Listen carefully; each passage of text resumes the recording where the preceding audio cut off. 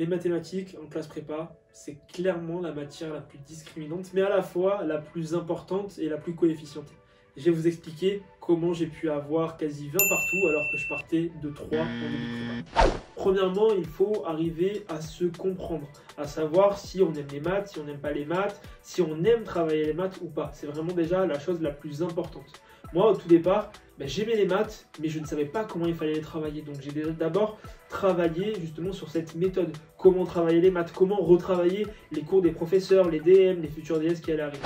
Il faut savoir où vous en êtes. Il ne faut pas aller plus vite que la musique, mais il faut vraiment acquérir les bases. C'est super important, les bases de première année, puis ensuite celles de deuxième année, etc. Avant de s'attaquer vraiment aux futurs chapitres, aux futurs programmes, c'est vraiment avoir les bases, parce que vous allez voir que le jour de l'épreuve, le jour du concours, il va y avoir ces bases qui vont retomber, et même pour approfondir et justement aller chercher les points les plus compliqués en mathématiques, il faut d'abord faire ces questions préliminaires, et c'est très important de bien maîtriser ces bases en mathématiques lorsqu'on est en prépa. Ensuite, il faut travailler par thème. Il y a 4 grands thèmes en mathématiques, à savoir l'algèbre, l'analyse, les probabilités et l'informatique. Scilab pour les deuxièmes années, Python pour les premières années, et il faut vraiment disséquer dans votre cahier, dans vos fiches, ces 4 grandes thématiques.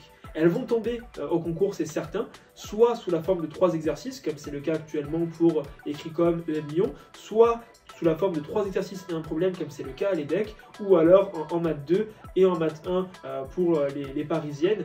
Ça va être présent, même s'il va y avoir une part assez importante de probabilité.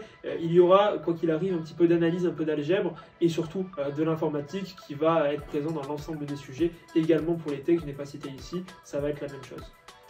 Comme dit précédemment, il faut travailler par thème, mais il faut aussi être méthodique. Il faut répéter.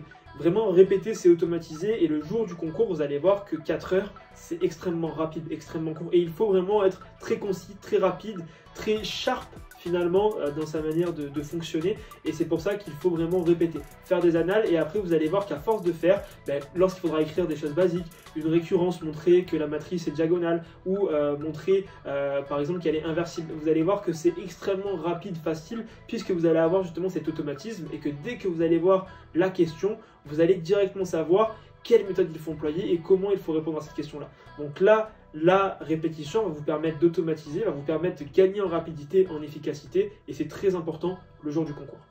C'est pourquoi il est essentiel de maîtriser l'ensemble des concepts mathématiques, à savoir les définitions, les théorèmes, les corollaires, etc. Et pour cela, je vous invite à faire la technique de la feuille blanche. Rien de révolutionnaire, vous prenez une feuille blanche et dessus vous mettez l'intégralité des formules du chapitre étudié. Donc ça peut être par exemple les probabilités discrètes, vous mettez dessus l'ensemble des formules des lois classiques, vous mettez ensuite l'espérance, la variance et tout ce qui s'ensuit derrière, et comme ça, ça va être beaucoup plus facile, et vous allez encore une fois répéter, répéter, répéter, et faire cette technique-là, faire une écriture des formules tous les mois, toutes les 2 semaines ou quoi que ce soit, ça va être extrêmement efficace, rapide, et lors des révisions, ça va être clairement un jeu d'enfant, et encore plus le jour de l'épreuve. Puis les maths, c'est clairement la matière la plus sûre au concours. C'est-à-dire que lorsqu'on a travaillé avec régularité, avec sérieux tout au long de l'année, il y aura très rarement de mauvaises surprises en mathématiques.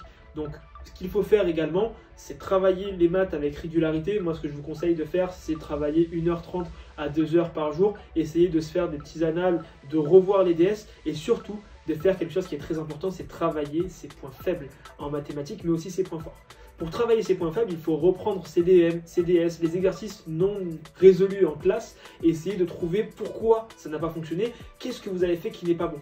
Et en fait, à faire ça, vous allez faire de vos points faibles des points forts. Et au contraire, voir lors de la lecture de votre copie, une fois que votre professeur l'a corrigé, regardez justement qu'est-ce qui a été bien fait, comment vous l'avez bien fait justement, et est-ce que vous avez réussi finalement à acquérir un automatisme qui vous permet de répondre à ce type de questions beaucoup plus rapidement, beaucoup plus efficacement. Donc là, ça va arriver dans un second temps, mais c'est vraiment travailler ces petits détails qui vont faire la différence, parce qu'encore une fois, les mathématiques, vous serez noté sur des pourcentages, c'est-à-dire le pourcentage le plus important de la copie réalisée. Et vous n'êtes pas sans savoir que pour avoir 20 en mathématiques, il ne faut pas faire l'intégralité du sujet.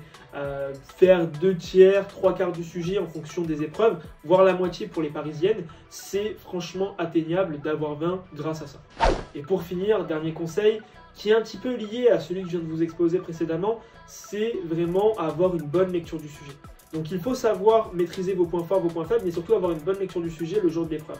C'est-à-dire savoir par où je vais commencer, c'est quoi qui est le plus stratégique. Il faut commencer l'épreuve par un exercice qui va vous mettre dans de bonnes conditions, qui va vous permettre de prendre confiance le jour de l'épreuve. Parce que vous verrez que le jour de l'épreuve, même les meilleurs en maths, lorsqu'il faut calculer une matrice A fois A ou montrer qu'elle est inversible, on est en stress parce que c'est le concours, c'est la première épreuve, et ça va le faire notamment pour les maths écrits comme parce que c'est la première épreuve des concours.